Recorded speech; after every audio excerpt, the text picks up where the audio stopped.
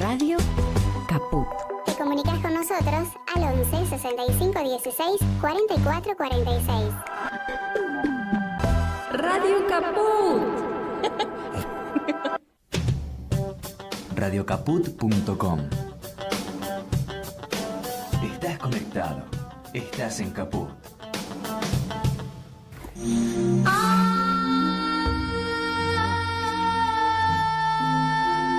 Entrañables.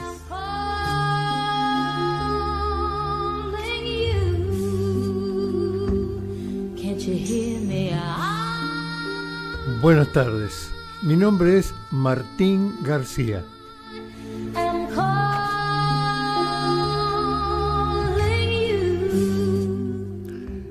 Hoy vamos a encontrarnos con un compañero, con una persona que respetamos mucho, un gran dirigente del peronismo de la capital federal y sus alrededores, el querido Gastón Arizpe, que hizo un grupo muy importante en el peronismo que se llama Octubres, en homenaje a tantos octubres que tiene el peronismo y los movimientos de liberación, y actualmente conduce, organiza y lidera el peronismo de la soberanía.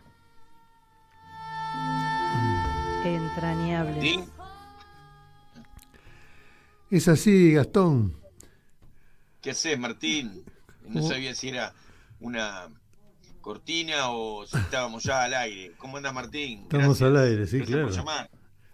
No, gracias a vos por recibirnos.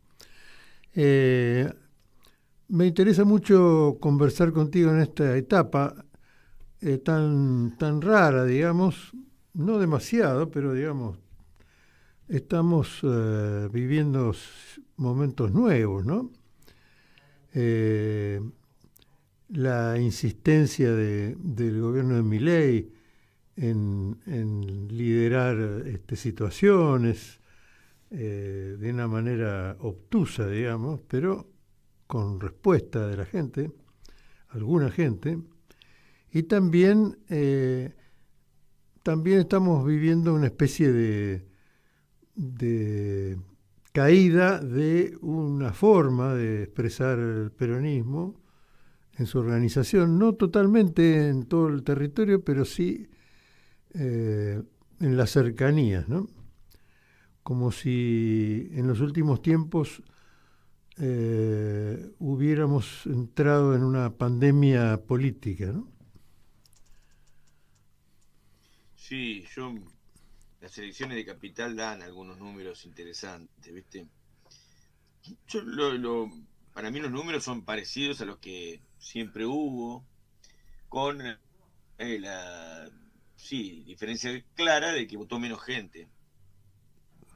Pero si uno mira la composición del voto por barrios en la ciudad, da que el peronismo gana en los barrios más humildes y Adorni, ocupando el espacio del PRO, ganó en las comunas del norte. Si se juntaran Adorni o sea, Libertad Avanza y el PRO, tendrían casi el mapa completo, salvo estuve mirando Villa Soldati, que daría casi un empate, un puntito, un 0,1, un 0,2 más para ellos, pero bueno, podría haberse dado una sinergia y ganar en Soldati. Así que eso ya ha pasado también. Con lo cual, bueno, estamos ante un mapa que se viene, para mí, reforzando, pero repitiendo, o sea, cambiando, pero con continuidades, que es el de un voto atado a la identidad antiperonista y un voto atado a la identidad peronista o identidades nacionales frente a identidades antinacionales que, bueno, uno puede decir que la gente vota, los que votan a Adorni o votan a Milei o al PRO son de por sí antinacionales, si bien pueden jugarse desde una visión nuestra como tal cosa, pero en general uno se anima a decir que hay razones muy profundas pero que no votan contra la patria, salvo un grupo muy pequeño de la sociedad argentina, los que se benefician con con la crisis del país y que están atados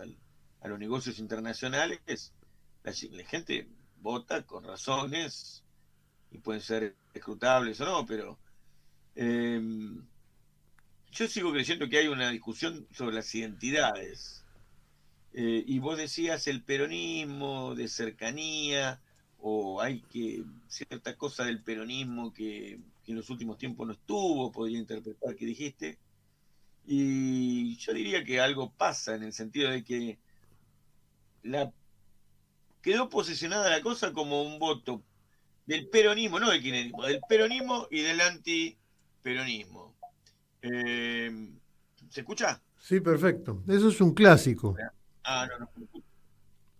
Eso es ¿Cómo? un clásico. No Digamos. no sé si es un clásico. Lo que digo son identidades, son la historia argentina tiene una raíz en federalismo, federales y unitarios, hay discusiones históricas no saldadas, y el peronismo sigue encarnando el proyecto nacional, federal, cristiano, católico, digamos. En estos días que se ha hablado tanto de lo católico, pero no se lo ha vinculado como identidad política. Y bueno, yo creo que hay una cosa que se ve en la elección de la Ciudad de Buenos Aires que pasa así. Por supuesto que el peronismo tiene sus... Si lo miramos, acá votaron el 53% de la gente. Muy poca gente votó en Capital. Y en las provincias anteriores votaron también entre un 57 y un 60 y pico, de acuerdo a las provincias. Con lo cual viene votando poca gente, hay una cierta apatía, descrédito, pero bueno, por supuesto que Milei tiene sus adeptos y están también los que no están de acuerdo con la política de la motosierra. Consiguió cierta estabilidad macroeconómica con el endeudamiento con el Fondo Monetario Internacional, el nuevo endeudamiento, y bueno, sigue rematándose la guita esa, así que vaya a saber qué va a pasar después de las elecciones, pero uno diría que va a ir a buscar más plata el Fondo Monetario. Pero ahora está apelando al dinero narco, ¿no? Bueno, claro, también a buscar plata debajo de los colchones, de los narcos, del lavado. Dice que hay una buena cantidad de dólares no legal, digamos, o fuera del sistema, y la quiere conseguir, los dólares, porque necesita dólares.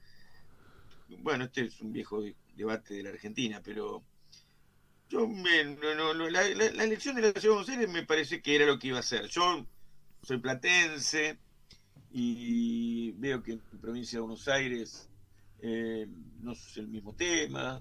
No, está mucho más ordenado, ¿no? Es como que hay una gestión del peronismo con Kicillof que atiende los problemas, que se ocupa de tanto de la territorialidad en el sentido de atención constructiva, digamos, Sí. De los problemas sociales, de las áreas como están divididas, digamos. Sí, hay gestión pública. Hay gestión, se atiende a la comida, se atiende Sí. a la desocupación, se promueve la ocupación, digamos, un típico gobierno peronista, ¿no? Sí, claro. Lo que no hemos logrado hacer por nuestros problemas internos es despertar una mística popular que debería arrancar en la provincia de Buenos Aires. Yo las peleas estas no las veo como una cosa secundaria o que son como de casualidad.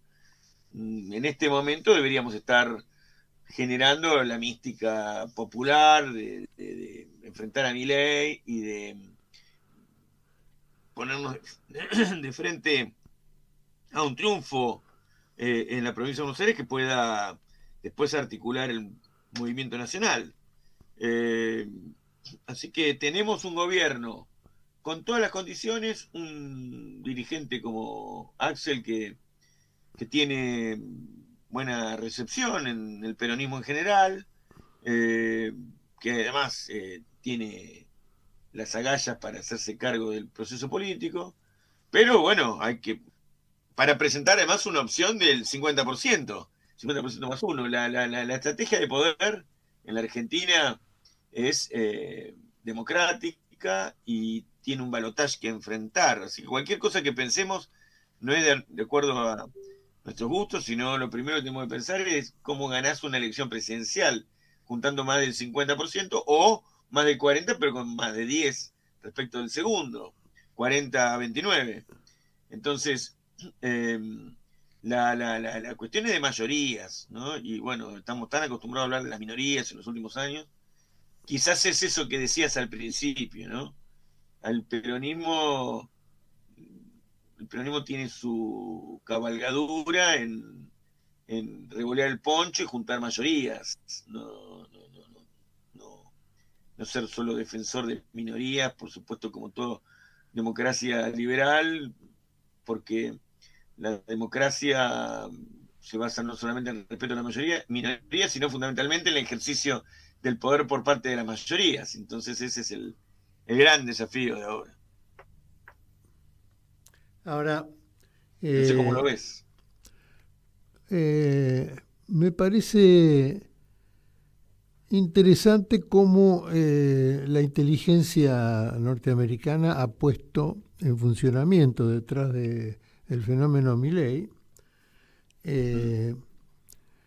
la desvalorización y revalorización de cosas, dando vuelta a las cosas como un panqueque, ¿no?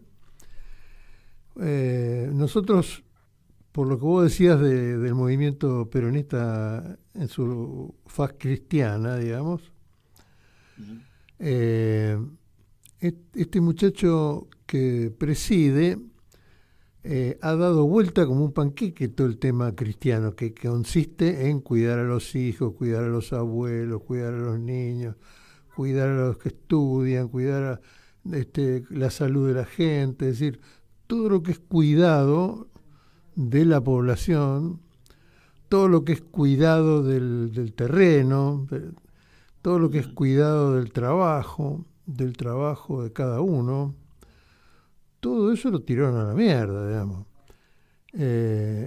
Entonces, para nosotros es antinatural, digamos, ¿no? Porque Sí. atiende un tema casi filosófico, que es el dinero, pero no atiende el sistema de que le vuelva a la gente, digamos, ¿no? Claro, por eso que es un ensayo precivilizatorio, Sí. O contracivilizatorio, porque promueven Milei, su anarcocapitalismo, una sociedad desigual, y lo argumentan por qué no existe la explotación, o que el trabajador le debe plata al patrón, y bueno, porque la justicia social es un oprobio, no sé cómo dice, porque, mira, hoy tiraron dos políticas que describen cómo son estos tipos. Uno es la renovación inmediata, o sea, electrónica del registro de conducir. Que ya ve cómo hacer eso, porque uno ha caminado los países del capitalismo salvaje dependiente o sabe y ve cómo se maneja en otros lugares y bueno, tener un registro sin controles es la violencia del auto frente al peatón, frente a la sociedad que camina por las veredas y cruza las calles. Y lo otro es lo más dramático, porque eso podría ser discutible, uno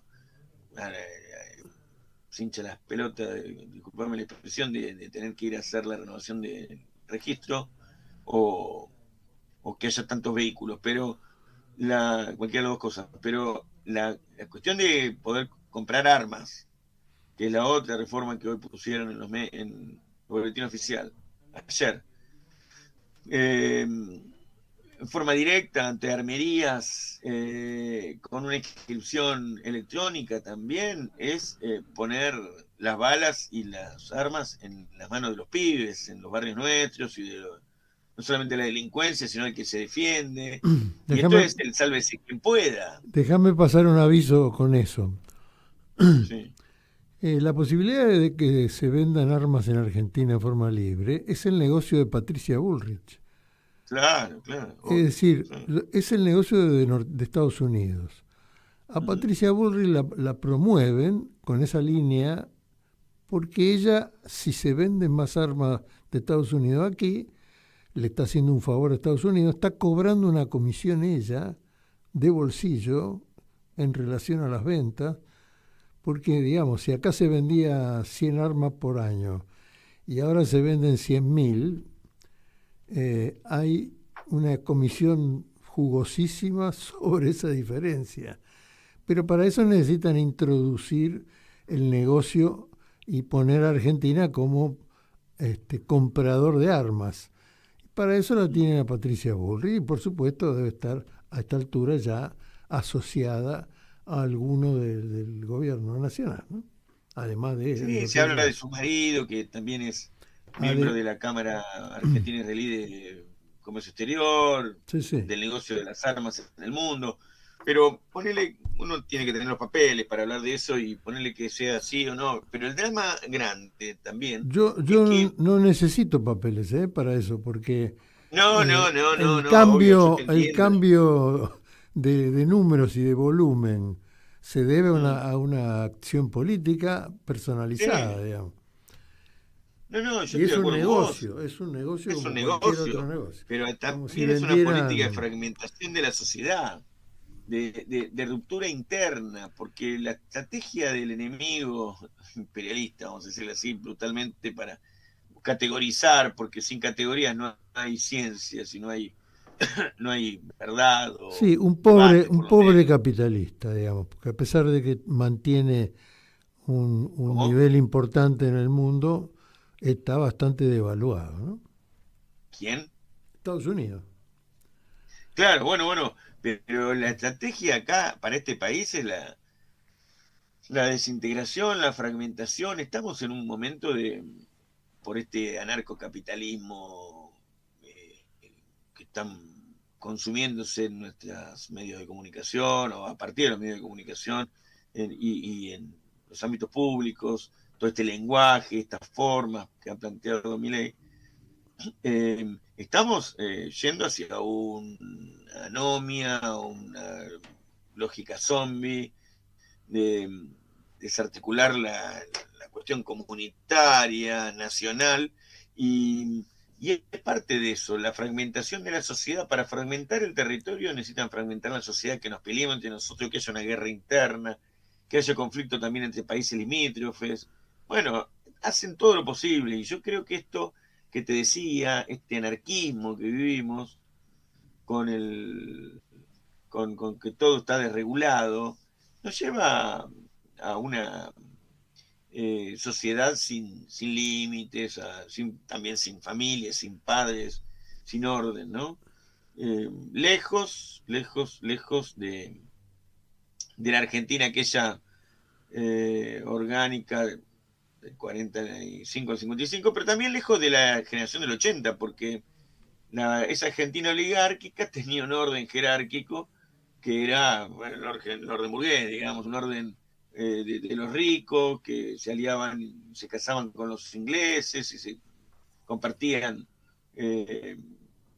reparto de la nación, pero con una jerarquía ordenada sobre la base del genocidio, etcétera. Pero un país oligárquico, esto no es un país oligárquico, esto es peor, esto es algo que estamos viviendo de mantenimiento absoluto de las leyes y las normas, ¿no? Ni las peores normas, de las normas. La anomia social en la que estamos yendo, o que quieren llevarnos, tiene solamente una defensa, que es la del peronismo. La derecha conservadora oligárquica no lo va a poder hacer, por eso se pelean, no porque solamente Macri quiera cargos, sino porque hay muchos espacios dentro de este arco antiperonista conformado, pero el peronismo y las fuerzas nacionales, con una visión estratégica, ¿no? Con anécdotas de agendas del pasado, sino con una visión estratégica, tiene que poder juntar las partes. Para eso hay que juntar mayorías, hay que pensar en términos de mayorías también, ¿no? Y acá hay muchas cosas para revisar. A mí me gusta cuando se habla en estos tiempos de geopolítica, cuando se piensa en el mundo, la vuelta al tercer mundo por parte del peronismo, porque yo no sé si vos lo ves así, pero yo siento que pocos dirigentes peronistas en los últimos tiempos, de cualquier signo, opinan sobre o empujan a que la Argentina vuelva a mirar los BRICS o a mirar a África. Estamos, qué sé yo, en la última campaña electoral hablábamos si teníamos que pagar o no la deuda, pero en medio de la elección hicimos una devaluación del 30% porque el Fondo Monetario Internacional se iba a enojar con nosotros.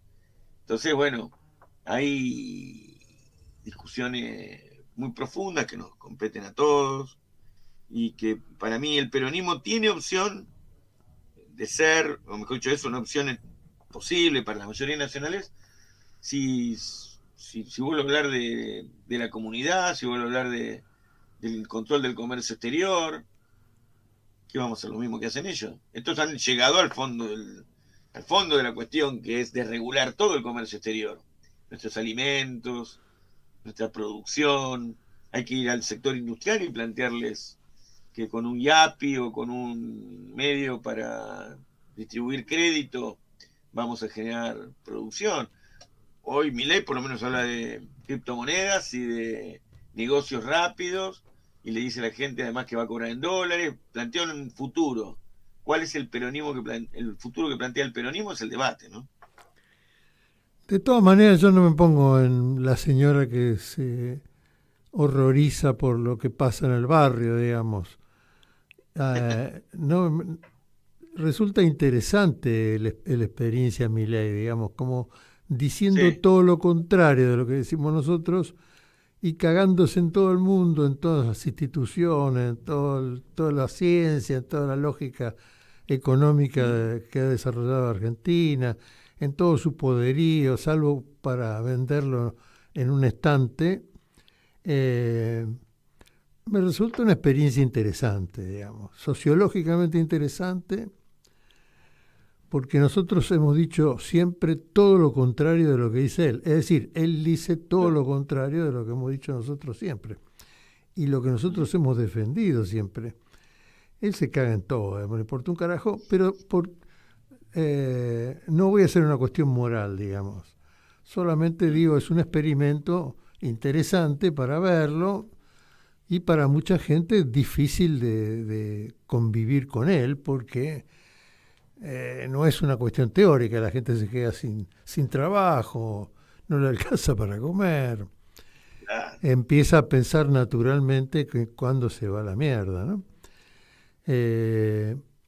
Cuando nos sacamos este paquete de encima.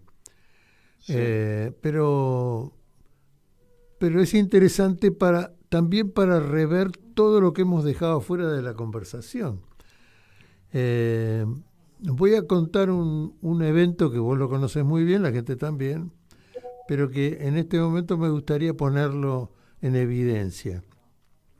Acá hubo una conferencia de prensa de gente muy distinguida como Juan José Sebrelli, Santiago Kovadlov, Beatriz Arlo,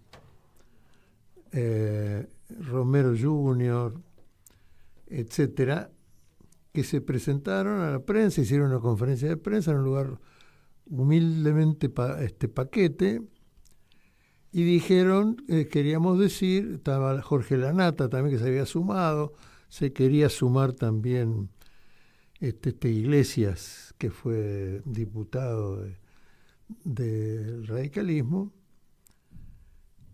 que las Malvinas eran inglesas, ¿no? Sí. Forma parte de este mismo fantoche, digamos, solo que más presentado como los popes de la sección Cultura de la Nación o algo por el estilo, pero que es muestra, digamos, quiénes están detrás de toda esta movida, digamos. ¿Quiénes son los que construyen estos fenómenos sociales que aparecen en los medios con un razonamiento opuesto al nuestro? Nosotros no tenemos las Malvinas, pero decimos que son nuestras.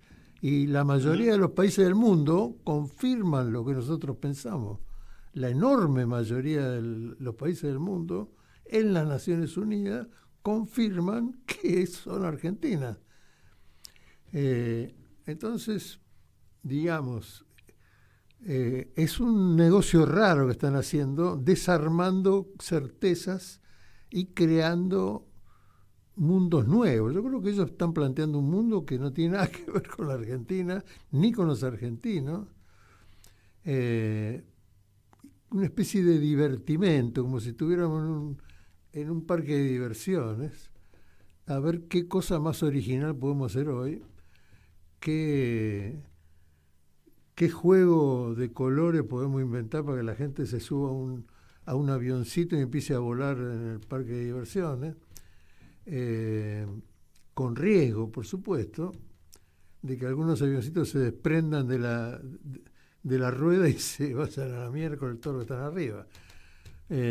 Donde acá se juega el trabajo de la gente, el derecho a viajar, el derecho a descansar, el derecho a estudiar, el derecho a la salud, en fin. Donde se desarma un modelo, se deja todas las piezas tiradas y se intenta, mientras tanto, hacer un modelo salvaje, a ver qué pasa, a ver si todo se ordena en otro orden, ¿no? Me parece interesante, nada más, digamos. Y me parece interesante el desafío que se arma de volver a hablar de cosas que parecen viejas o que parecen superadas, como es tener un trabajo, cobrar un salario justo, tener vacaciones pagas, poder irse de vacaciones a la familia de los trabajadores, ¿no? Todo un mundo que crea Perón a la vanguardia del mundo, pero que luego muchos países se reordenan a través de esas ideas y las hacen funcionar, ¿no? Obviamente. Y del otro lado, bueno, el capital internacional, que le importa un carajo los países, las nacionalidades, todo eso, incluso ya en un estadio donde lo que importa es el grupo Vanguard o el BlackRock, que ya tienen más plata que los países, digamos, y menos gente, ¿no? Claro, claro. Sí, eso es lo que cambia una de las cosas, no lo único, pero una de las cosas que cambian el mundo del peronismo histórico, el mundo del peronismo de los 70, el mundo del peronismo de Néstor y Cristina, con este mundo. Viste que inclusive yo siempre trato de describir, podemos no estar de acuerdo, pero que durante el gobierno de Alberto Fernández se da el cambio de la unipolaridad a la multipolaridad. Si uno lo ve linealmente, las cosas no es que hay un bing bang de la multipolaridad, pero explota, aparece la emergencia de una ruptura, de un desafío con la operación especial en Ucrania, ¿no?, de Rusia, y eso detona que haya una corrida hacia los BRICS de muchos países que antes dudaban, y empiezan los norteamericanos a darse cuenta de que estaban contra el reloj, porque esa corrida hacia los BRICS iban a generar un problema con el dólar, porque ellos emiten, pero tiene que haber países que lo consuman para sostener su nivel de vida. Pero si los países empiezan a intercambiar en otra moneda, lo que, como dice Kicillof, lo raro es que es un país que emite y sin embargo no tiene inflación. ¿Cómo es el país más emisor del mundo? La maquinita que más emite del mundo es la norteamericana y sin embargo no tiene inflación. ¿Por qué? Porque estaba la emisión en relación con el desarrollo de las economías periféricas. Pero eso empieza a cambiar. Entonces ese peronismo histórico de los 70, de la etapa cuando estamos en la ruptura del mundo industrial y empieza a aparecer los primeros indicios de neoliberalismo y después de lo de Néstor y Cristina, cambió. Y entonces hay que mirar una nueva conducción política, ya no digo nuevo liderazgo, porque no es lo mismo el liderazgo de la conducción política, necesitamos que nos conduzcan a la victoria, y también sobre la base de una lectura adecuada de los procesos, del proceso actual, ¿no? Y yo creo que esto que vimos recién, siendo un mundo nuevo, no como la ciudad del mundo nuevo que describía Papo, pero siendo un mundo distinto en el sentido de que hay una oligarquía financiera muy grande, que con la pandemia, acá nomás, pegaron el salto hacia adelante y le sacan varios cuerpos al sector financiero, a los bancos del mundo que están conectados entre sí, y a muchos países, al Producto Bruto de muchos países. Es más, ya las campañas en el espacio las hacen los privados, ya no las hacen los estados, ya no hace la NASA solamente, lo hacen corriendo atrás de Elon Musk o corriendo atrás de otros inversores privados en otros países. Y bueno, como ya empieza a decirse, la mayoría de los bienes que consumimos son privados. Antes eran dados por el Estado, la electricidad, el gas, las casas, la obra pública. Bueno, y ahora empieza a aparecer, bueno, inclusive también ya han llegado a producir alimentos por parte del Estado, y el comercio exterior es estatal, y los barcos, los puertos. Hoy empieza a haber en el mundo una emergencia de sectores privados que se quedan con la producción de bienes comunes. En ese mundo el peronismo tiene que hacer su revolución peronista, si no, no tiene sentido, porque para lo otro está Milei, digamos, que demostró ser más eficiente que Macri. La derecha neoliberal conservadora buscó un aparato como este y trajo una respuesta al anarcocapitalismo, que es tiren la bomba arriba de la mesa y salgan corriendo. Sálvese quien pueda. Sálvese quien pueda, claro. Y lo más fuerte sobrevivirán. Así que la revolución peronista es lo que tengamos que hacer para volver a... Porque ¿qué es lo que queremos hacer nosotros? Que haya justicia social. Si no hay mejoras de verdad para nuestro pueblo, en este contexto mundial, no tenemos sentido de ser. Entonces, lindo pensar de esta manera con vos, porque, bueno, hoy el desafío es ser más eficientes en la construcción de una mayoría y de ganar, y además hacer las cosas, ¿no? Porque para eso hay que ejercer el poder, y en los últimos años no lo hemos hecho. Estamos hablando con Gastón Arizpe, un gran dirigente del peronismo, y vamos a hacer una cosa que ha hecho muy bien el grupo que produjo el Eternauta, que es ponerle a estas cuestiones nuevas e incluso futuristas música de los barrios, por no decir de entrañables. Vamos a poner uno de los temas que elegiste.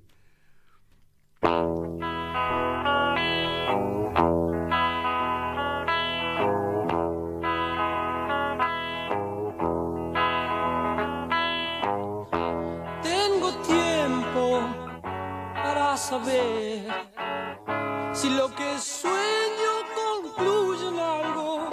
No te apures, ya más loco, porque es entonces cuando las horas bajan. El día es vidrio sin sol, baja la noche.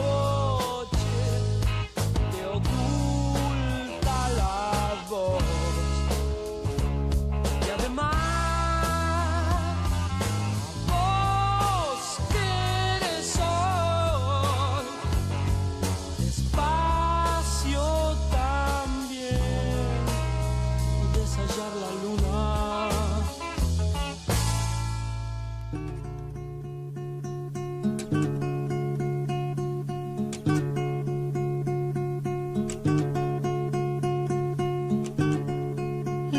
preguntado a mi sombra a ver cómo ando para reírme mientras el llanto con voz de templo rompe en la sala regando el tiempo.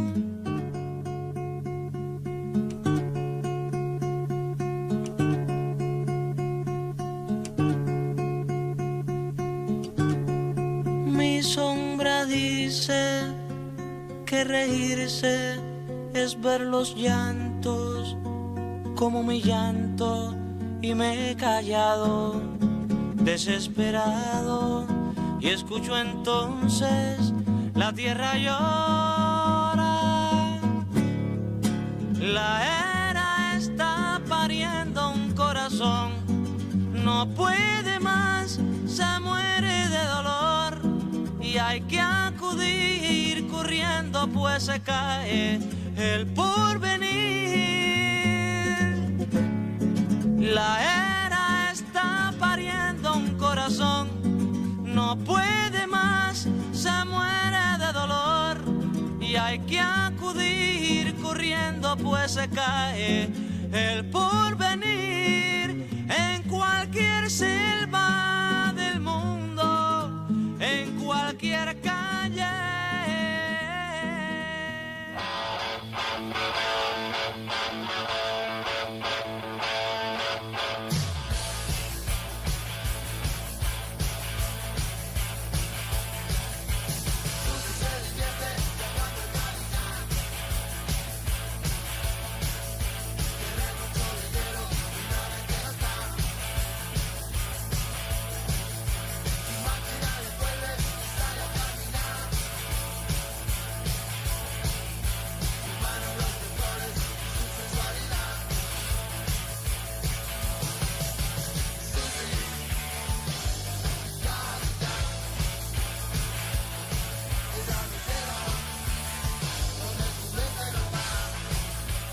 Los temas que eligió Gastón Arizpe, todos en grajeas, pero para hacer un poco de la música del Eternauta, de los temas tan nuestros y que pasaron, digamos, rápidamente en nuestras vidas, volver a ponerlos, ¿no?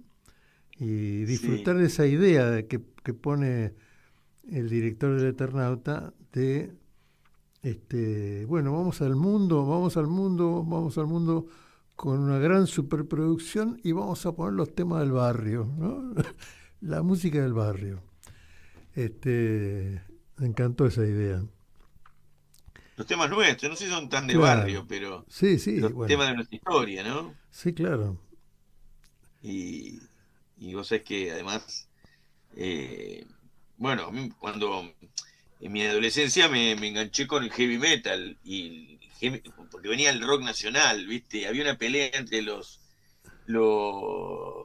blandos y los duros, ¿viste? Y entonces, a mí me gustaban los dos, porque yo era medio pariente de los Moura, Claro. de los Serra también, pero vivía atrás de Federico. la casa donde se hallaba Virus, y entonces me gustaba Virus, pero a mí me gustaba el heavy porque mis amigos escuchaban heavy, ¿viste? Y entonces ahí íbamos a todos los recitales posibles, cuando venía la democracia, 81, 82, 83.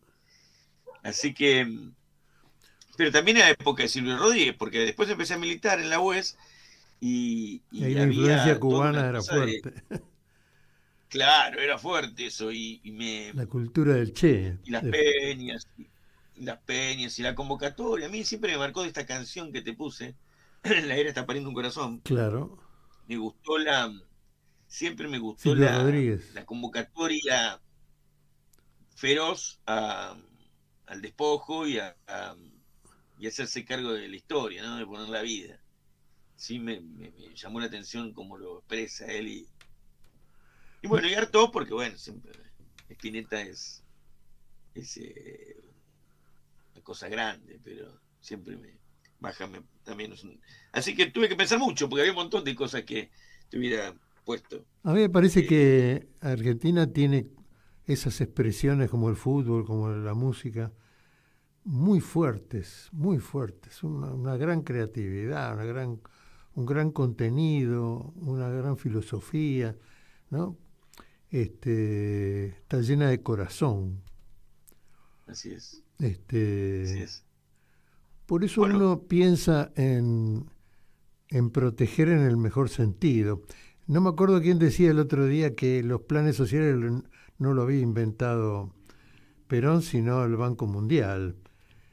Perón Así lo que es. había organizado era el trabajo, que es otra cosa. No es Así es. tapar el agujero de que la gente no tiene que comer, sino generar industria, trabajo genuino, bien pago, para que la gente viva de su trabajo.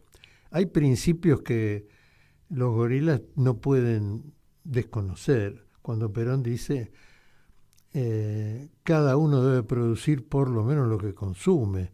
Son principios de responsabilidad, no principios de, ay, el Estado me resuelva los problemas. De ninguna manera. El peronismo nunca dijo que el Estado le iba a resolver el problema a la gente. El peronismo organiza del Estado la sociedad para que la sociedad funcione libremente y produzca todo lo que quiera producir y se necesite y lo haga de una manera útil y fértil para sí y para la sociedad en conjunto, ¿no? Te organiza la vida el peronismo, digamos. Te organiza que puedas estudiar, que puedas viajar gratis para ir a estudiar, que no te cobren dinero para estudiar porque así entra más gente y tenemos más profesionales y podemos aspirar a industrias más complejas y a solucionar problemas más difíciles. Es todo un desarrollo, tenés que descansar, tenés que tener tus horas de trabajo, tus horas de descanso y tus horas de distracción o de estudio o lo que sea. Tenés que ir de vacaciones y descansar un mes o 15 días y poder sobrevivir al costo de las vacaciones que quizás sean gratis, porque vos has trabajado y has hecho tu contribución a la sociedad. El peronismo tiene un plan de vida para que la gente sea feliz, digamos, y el país sea importante, ¿no? El otro día pensaba, se ha borrado tanto los próceres y los principios patrióticos como la defensa del territorio, digamos, Así es. que es enorme el tesoro que tenemos que sacar de ahí, digamos, y volver a mostrárselo a la sociedad. Pero las sociedades no son tan complejas. ¿No? ¿Cómo? Que en eso hay acuerdo en la sociedad.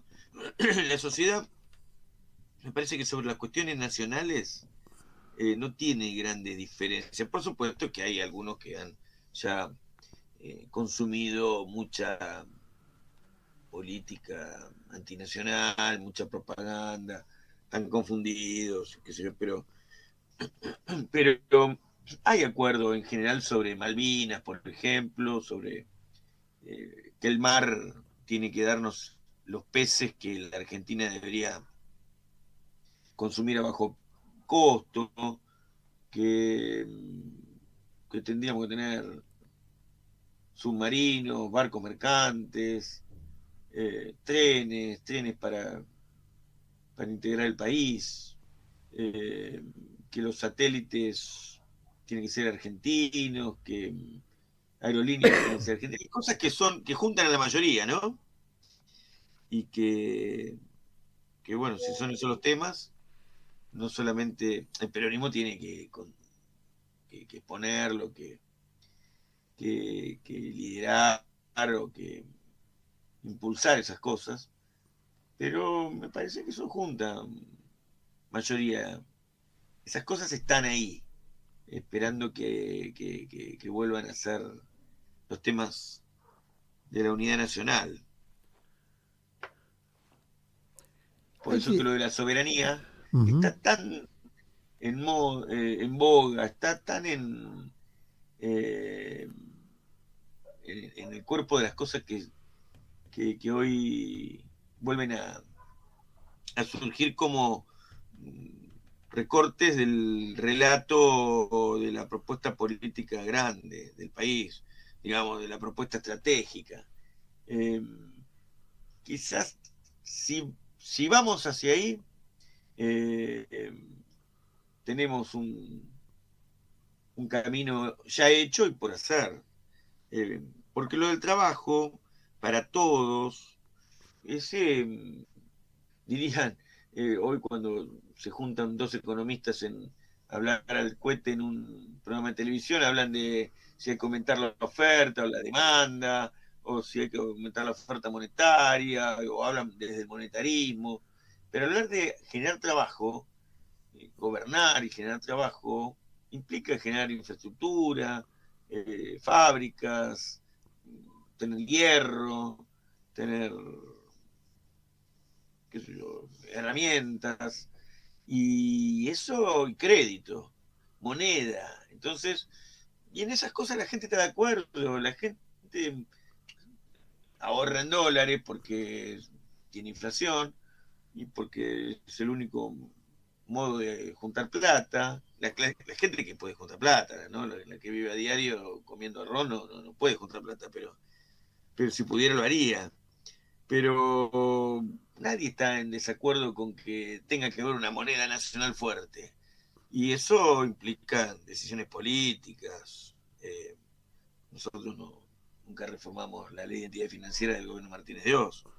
Uno no viene acá para hablar de las deudas, porque estamos siempre para hablar de lo que nos junta. Pero yo creo que lo que nos junta es eso, son esas cosas que todo el mundo sabe que tienen que pasar, ¿no? En la Argentina, o la mayoría sabe, no solo los peronistas. ¿Viste? Tanta campaña contra la violencia argentina, después sale una encuesta como la de Córdoba en su momento, que decía, suban Córdoba, que el 70 y pico por ciento estaba de acuerdo con la violencia argentina, no jodieron más con las violencias argentinas. Van a volver cuando puedan, pero sí hay una reserva cultural, una reserva del pensamiento argentino que hace que sea infranqueable construir una unidad nacional en torno de estos temas para sacar de este barro que tenemos, que son estas confusiones de un supuesto narcocapitalismo que nos van a pagar en dólares para trabajar y cosas por el estilo, que son todas mentiras, además de que son impracticables. No creo que nunca nadie, ni Milei, haya pensado en que iban a pagar en dólares los trabajos. Pero bueno, son mentiras hechas para de una máquina de la mentira socavar nuestro poder nacional, que tiene que ver con el pensamiento nacional. Ayer hablaba, así que yo creo, ayer hablaba Pedro Rosenblatt con Mayra Arena, ¿no? La Ujú. compañera peronista de Bahía Blanca, que hace una tarea tan extraordinaria explicando desde la experiencia de la pobreza extrema cómo ve la sociedad y las necesidades de la gente, cómo se organizan los barrios. Y decía que hay un fenómeno interesante en el tema de la seguridad, y es que el orden empieza a ponerlo el narco y también el capital, y generar trabajo el capital del narco, con lo cual hay una incipiente formación de barrios narcos organizados y aceptados por la sociedad como forma de arribar a la seguridad y al dinero necesario para que haya algún movimiento comercial cercano. Así que, digamos, también en este marco de delirio, que estamos en el periodo Milei, no solo Milei piensa en el narcotráfico para tener dólares sin preguntar de dónde salieron, sino que el mismo narco se asienta en los barrios y crea una sociedad pequeña e incipiente, ¿no? Con lo cual, digamos, todas las cosas que una madre quiere para sus hijos, que es que no le peguen un tiro, que no lo perviertan, que no lo terminen pues poniendo preso, que no lo maten, que no lo lastimen, empieza a estar en zozobra, ¿no? Más allá de la policía. Sí. Yo creo que bueno, nos obligan a pensar un poco en un revuelto de todas las cosas, ¿no? Porque revuelven todo y entonces, claro, uno empieza a ver, digamos, de un modelo de sociedad feliz, entre comillas, uno empieza a tenerlo muy lejos como casita ideal, digamos. Y un camino lleno de púas, ¿no? Sí, nos obligan a pensar volver sobre las cosas que supuestamente, que ya están dichas, que supuestamente las tenemos en nuestro acervo, pero que a veces también al no transportar, no generar las acciones, no producimos el poder, ¿no? Que es, digamos que una cosa que siempre dijimos es, el poder de ellos está en algunos sectores concentrados de la economía, nuestro poder está en los barrios, las fábricas, los lugares de estudio, de trabajo. Pero hemos perdido en los últimos tiempos el instituto de la asamblea, de la organización. Así que sin poder, esto sería algo así como poder popular. Está muy manoseado esa palabra, pero no encuentro otra forma de decir lo que tenemos que construir, que es la organización, la asociación libre del pueblo, la cultura barrial, organizativa, la comunidad organizada, que es algo más que una tesis filosófica, sino que cada uno de nosotros vive en un barrio, o puede militar en otro barrio, si fuera necesario, pero tenemos que tener la cabeza puesta en la práctica, no solamente en la disputa conceptual, sino en la práctica social, que es lo que disputa, es lo que construye también. En el medio es el mensaje, digamos. Tenemos que poder hacer cosas y organizar al pueblo, porque es ahí en la asamblea, en la unidad básica, en el comedor también, en la iglesia, donde podemos discutir estos temas, reflexionar, porque además, como construimos la solidaridad, tiene que ser algo concreto. Por ejemplo, con las inundaciones en estos días, ahí andan los compañeros tratando de conseguir cosas, pero poniéndose cerca, porque además vivimos en los barrios. Pero reflexionar sobre el poder popular es un tema central, sobre la práctica, ¿no? No hay principio, no hay política si no hay reflexión sobre la práctica. Y nosotros mañana vamos a hacer en una capillita que construimos en la época de Alberto, con un programa social, que era un salón de usos múltiples, que lo hicimos capilla popular, en José Cepaz, una jornada de reflexión interna sobre el poder popular, sobre cómo funcionar, porque vos decías, en los barrios hay una disputa entre lo narco, que tiene poder porque tiene guita, no es el poder del enemigo, pero son tipos que llevan adelante prácticas que no son lo que quieren nuestras madres o nuestros padres, que es que nuestros hijos no sean muertos de un tiro, no consuman sustancias peligrosas, entonces, dañinas para la salud. Entonces,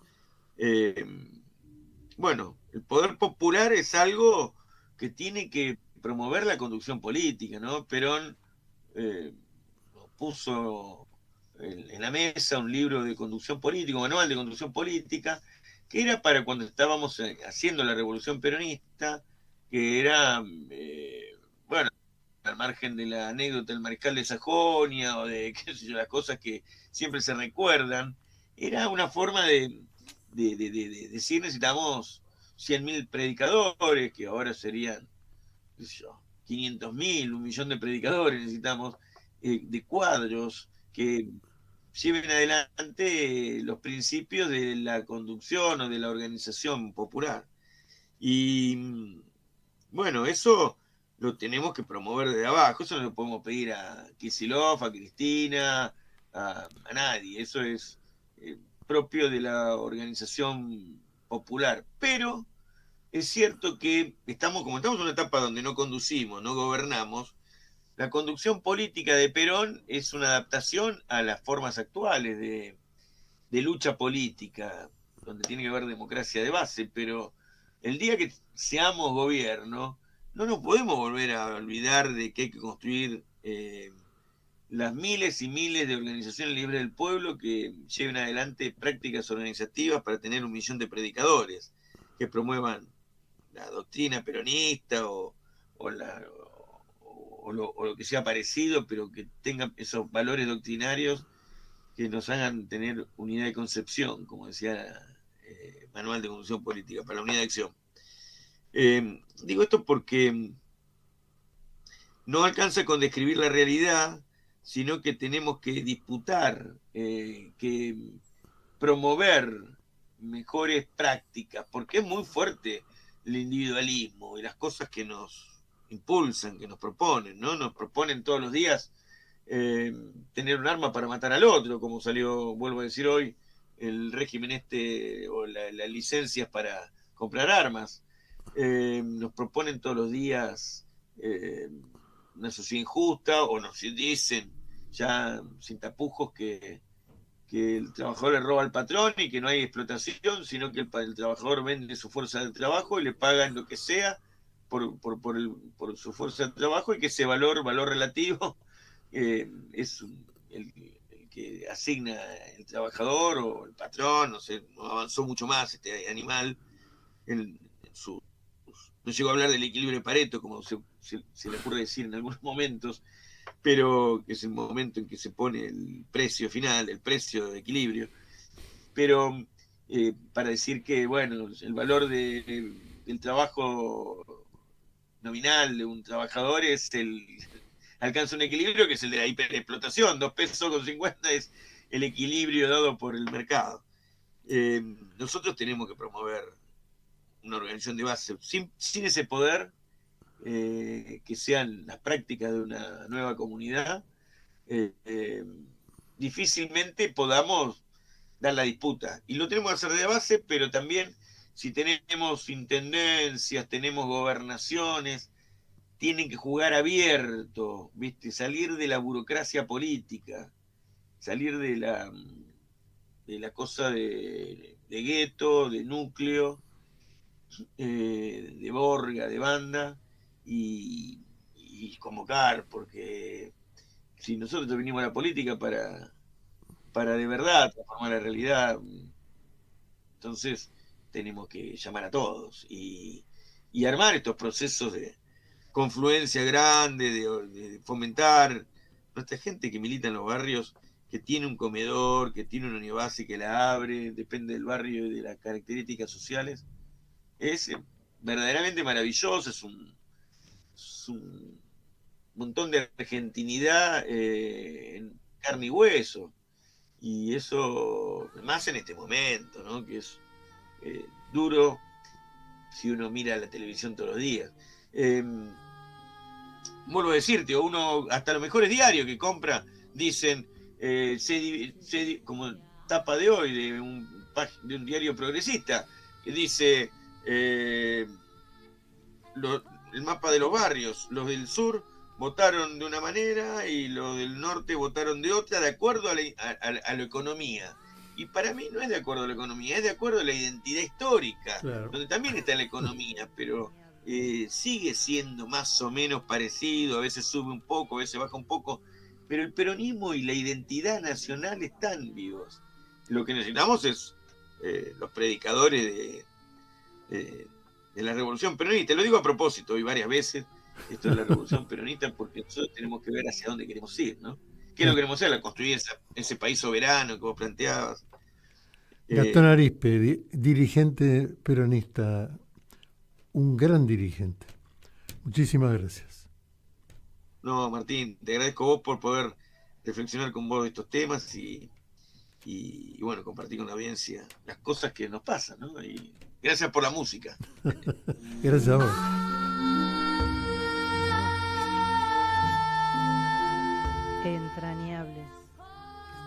Nos vemos el martes que viene.